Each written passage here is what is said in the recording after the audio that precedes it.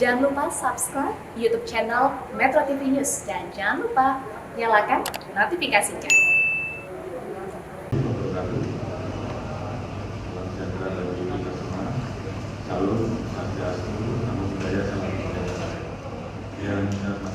Bapak Irwasum dari seluruh tim sus, rekan-rekan media. Baik, sore hari ini saya akan menyampaikan perkembangan terbaru terkait peristiwa tindak pidana yang terjadi di Duren 3. Dan ini juga merupakan komitmen kami dan juga menjadi penekanan Bapak Presiden untuk mengungkap kasus ini secara cepat, transparan, dan akuntabel. Dan tadi juga beliau perintahkan jangan ada yang ragu-ragu, jangan ada yang ditutup-tutupi, ungkap kebenaran apa adanya. Jangan sampai menurunkan kepercayaan masyarakat terhadap Polri. Jadi ini tentunya menjadi perintah dan amanat yang tentunya saat ini dan kemarin juga telah kita laksanakan.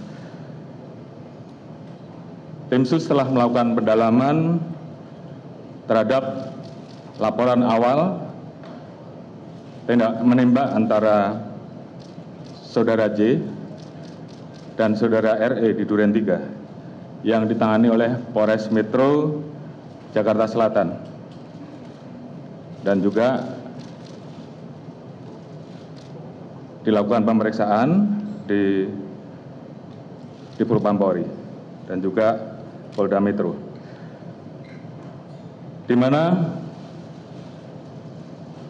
pada saat pendalaman dan olah TKP ditemukan ada hal-hal yang menghambat proses penyidikan dan kejanggalan-kejanggalan yang juga kita dapatkan seperti hilangnya CCTV dan hal-hal lain sehingga muncul dugaan ada hal-hal yang ditutupi dan direkayasa. Oleh karena itu, dalam rangka membuat terang peristiwa yang terjadi, tim sus telah melakukan pendalaman dan ditemukan adanya upaya-upaya untuk menghilangkan barang bukti, merekayasa, menghalangi proses penyidikan, sehingga proses penanganannya menjadi lambat. Tindakan yang tidak profesional pada saat penanganan dan olah TKP, serta tindakan-tindakan tidak profesional lain pada saat penyerahan jenazah almarhum D di Jambi. Oleh karena itu, untuk membuat terang dan menghilangkan hambatan-hambatan penyidikan, beberapa waktu yang lalu kami telah mengambil keputusan penonaktifan Kapolres Metro Selatan, Karopaminal, Kadif Propampori, Karoprovos. Kemudian tim sus juga telah melakukan pemeriksaan terhadap pelanggaran kode etik profesi Polri ataupun tindakan untuk merusak, menghilangkan barang bukti, mengaburkan, dan merekayasa dengan melakukan mutasi ke Yanma Polri, dan saat ini semuanya dilakukan pemeriksaan. Kemarin ada 25 personil yang kita periksa dan saat ini bertambah menjadi 31 personil. Kita juga telah melakukan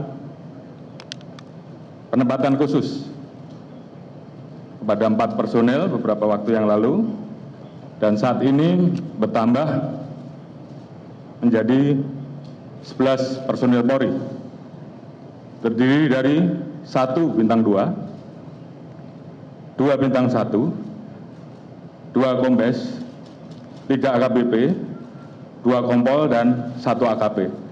Dan ini kemungkinan masih bisa bertambah.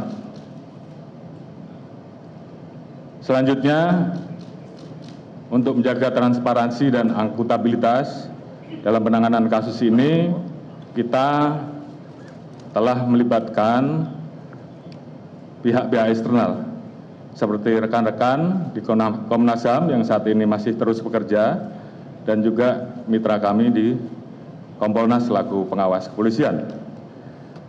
Kami juga telah memberikan ruang seluas-luasnya kepada masyarakat, terutama keluarga korban, seperti beberapa waktu yang lalu, untuk kita berikan ruang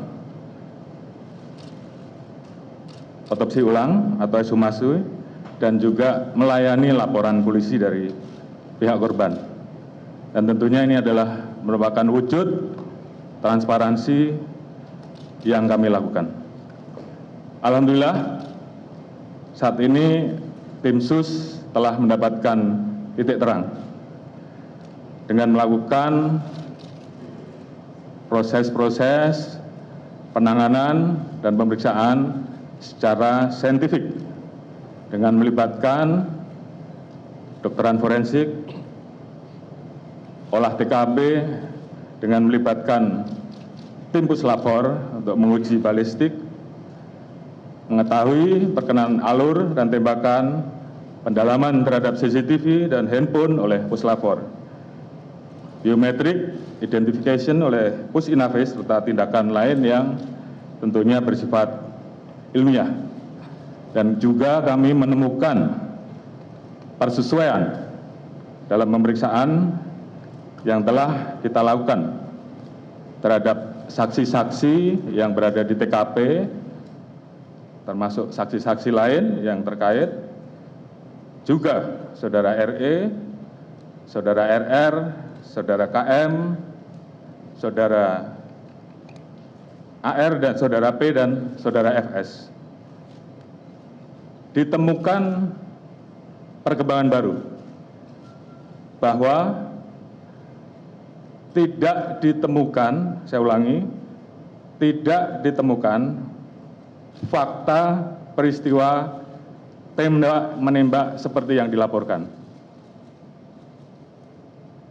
Saya ulangi, tidak ditemukan fakta peristiwa tembak menembak seperti yang dilaporkan awal. Tim khusus menemukan bahwa peristiwa yang terjadi adalah peristiwa penembakan terhadap saudara J yang mengakibatkan saudara J meninggal dunia,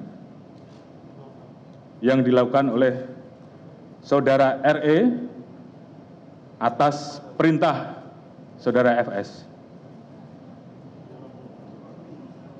Saudara E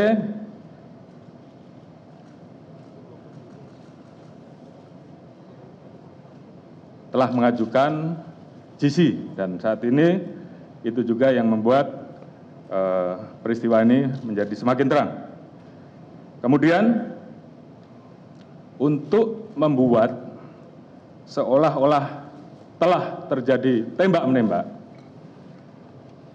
saudara FS melakukan penembakan dengan senjata milik saudara J ke dinding berkali-kali untuk membuat kesan seolah telah terjadi tembak-menembak.